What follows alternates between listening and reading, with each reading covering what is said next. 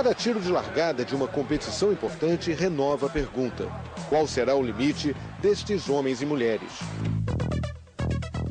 Para quebrar recordes e estabelecer novas e insuperáveis marcas, atletas contam com sua dedicação, com seus esforços.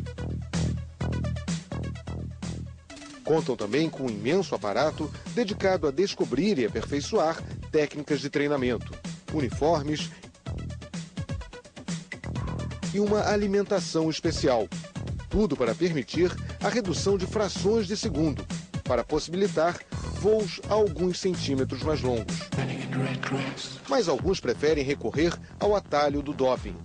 Substâncias que aumentam o fôlego, a velocidade e a massa muscular, mas que destroem a saúde e a reputação dos atletas.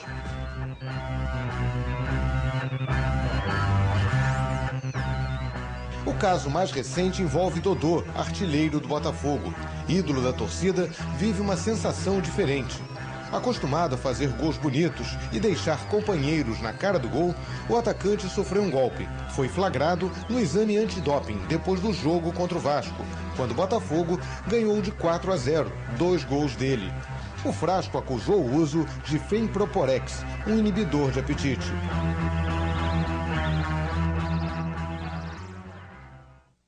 O uso de substâncias para melhorar o desempenho de competidores ocorre há muito tempo. Diferentes formas de doping eram utilizadas nas Olimpíadas da antiga Grécia. Gladiadores romanos e mesmo cavalos que participavam de corridas de bigas também ingeriam drogas antes das disputas.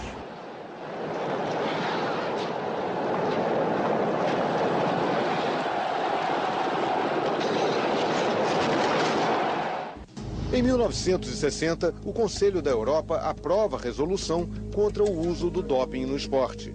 O controle de dopagem é estabelecido nos Jogos Olímpicos de Inverno e de Verão, em 1968. Nas Olimpíadas de Munique, em 1972, o controle é ampliado. Testes para detecção de uso de anabolizantes são feitos em todas as amostras recolhidas de atletas nas Olimpíadas de Los Angeles. Basicamente, eu diria que o divisor de águas foram as Olimpíadas de Los Angeles, em 1984 já, quando aí todo o potencial analítico, principalmente no caso dos anabolizantes, se fez presente e a partir dali, então, o doping ficou bem mais difícil. Francisco Radler coordena o LADETEC, Laboratório de Apoio ao Desenvolvimento Tecnológico do Instituto de Química da Universidade Federal do Rio de Janeiro. Aqui são feitos todos os exames antidoping do país.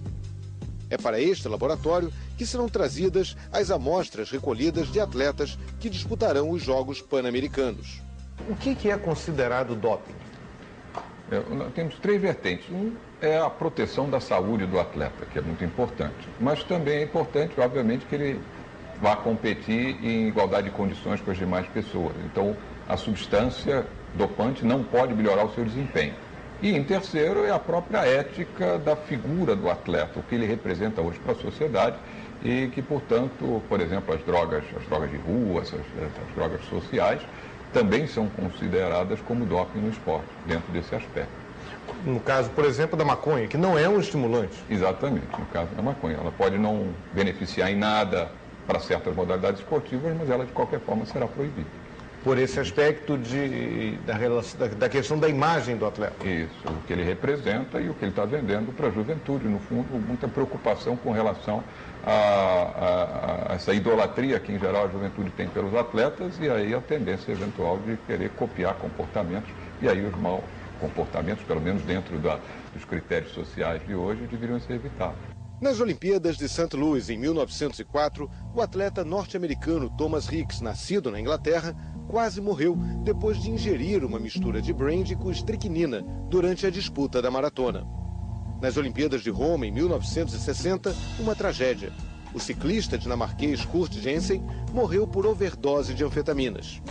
Em 1976, nas Olimpíadas de Montreal, as câmeras de TV revelaram para o mundo o excesso de músculos das nadadoras da Alemanha Oriental. Com a reunificação da Alemanha, o uso de substâncias irregulares seria comprovado. Isso aí era a época da Guerra Fria, né? E, infelizmente, naquela época, os estados se refletiam através do esporte. E aí você tem muito doping, no fundo, coordenado e fomentado pelo Estado, e o Estado alemão comunista na época fez isso. Que aquilo era o que? Anabolizante? E eram, na verdade, todos os tipos de doping, se sabe hoje, mas basicamente, para aquele caso da natação, eram os anabolizantes. Depois houve, quando o caso veio à tona, quando o caso foi, enfim, descoberto, houve histórias trágicas, né, de moças que começaram a ter barba, houve uma história muito trágica nisso. Recentemente, a gente sabe que muitos daqueles atletas daquela época estão, na verdade, acionando o governo da Alemanha para se ressarcir dos prejuízos físicos que tiveram por conta daquilo. Porque, aparentemente, quando se fez esse doping institucional, não se disse aos atletas todas as consequências que aquilo poderia trazer. E, hoje em dia, então, eles estão com esses recursos judiciais para tentar, de certa forma, serem ressarcidos para esse prejuízo pessoal. Entre os tipos de doping mais comuns estão a eritropoetina e os anabolizantes, como a nandrolona. A eritropoetina aumenta o fôlego e a resistência aeróbica do atleta. Já os esteroides anabolizantes proporcionam maior massa muscular e podem provocar câncer de fígado, infarto do miocárdio e hipertensão.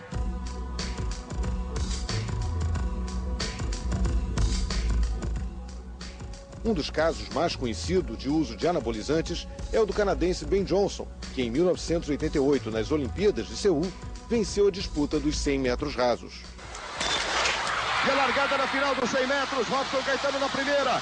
Ben Johnson vai se destacando, Ben Johnson vai ganhar a medalha de ouro, Ben Johnson vai ganhando a medalha de ouro, Ben Johnson, Carl Lewis, novo recorde mundial, Ben Johnson ganha a medalha de ouro com novo recorde mundial. Mas ele foi obrigado a devolver a medalha. Exames detectaram que Johnson usara um anabolizante sintético. Ali nitidamente fez a diferença, né? Isso, colocá-lo tão à frente, né? Isso dos demais, mas era uma diferença que, inclusive, na época, visivelmente transparecia. Quer dizer, o organismo dele era nitidamente diferenciado da maioria dos demais competidores, mostrando algum tipo de manipulação. Naquela época já havia, os anabolizantes ainda eram meio uma certa novidade nessa... Porque, enfim, ele se arriscou a competir justamente na prova considerada mais nobre do atletismo. Os 100 metros rasos. Naquela época, aquele anabolizante era um dos mais novos que havia sido lançado no mercado. E a tecnologia de detecção estava em desenvolvimento. Então, fica a dúvida se, na verdade, ele achou que ainda não fossem detectados e aí resolveu arriscar, ou se também pode ter levado azar. Não sei se você sabe, mas com os anabolizantes, normalmente você toma muito antes da competição. E aí interrompe e deixa o seu organismo se livrar deles. Se esse prazo não for muito bem calibrado, durante a competição você vai ser flagrado. Na mesma Olimpíada, o corpo e a performance da norte-americana Florence Griffith Joyner, vencedora de 3 medalhas de ouro, levantaram suspeitas de doping, mas nada foi provado contra ela. Griffith morreu 10 anos depois por problemas cardíacos.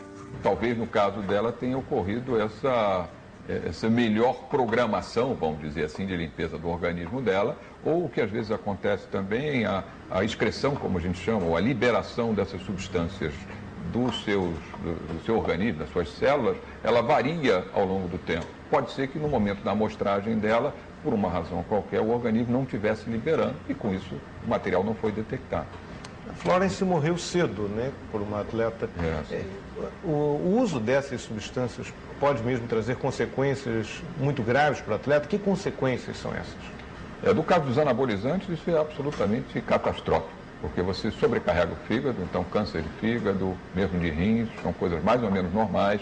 Você sobrecarrega todo o seu problema cardiovascular também, então você pode ter problemas de paradas cardíacas e outras coisas associadas aos anabolizantes. E além disso, que ninguém fala nesse assunto, eles podem causar dependência química e também mudam o seu humor. Quer dizer, há uma agressividade de uma parcela considerável dos usuários associada ao abuso de anabolizantes. Aquela expressão facial do Maradona, logo depois que a Argentina fez um gol, pode ser encarada como um sintoma de uso de doping? Poderia ser. No caso ali, a gente sabe que não, que foi, na verdade, uma reação ocasionada por outro tipo de substância que tem também esse efeito, que são os estimulantes. Ali, ele foi, na verdade, flagrado pelos estimulantes, que além de estimularem a sua capacidade motora, muitas vezes também aumentam a agressividade.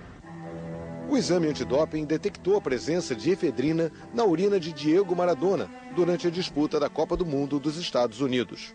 O jogador argentino foi obrigado a ficar 1 ano fora dos gramados.